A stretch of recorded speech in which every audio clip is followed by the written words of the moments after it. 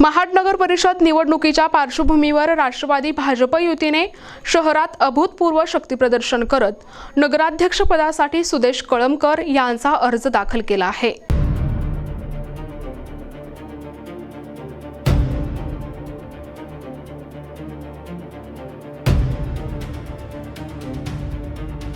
खालूबाजाच्या गजरात शेकडो कार्यकर्त्यांच्या उपस्थितीत झालेल्या या अर्ज दाखल कार्यक्रमाला राष्ट्रवादीचे प्रदेशाध्यक्ष आणि खासदार सुनील तटकरे, भाजपचे खासदार धैर्यशील पाटील आणि महाडमधील नेतृत्व स्नेहल जगताप हे प्रमुख उपस्थित होते। या शक्ती प्रदर्शनामुळे महाडच्या राजकारणात नव्या घडामोडींना वेग येणार असल्याचे संकेत मिळत आहेत।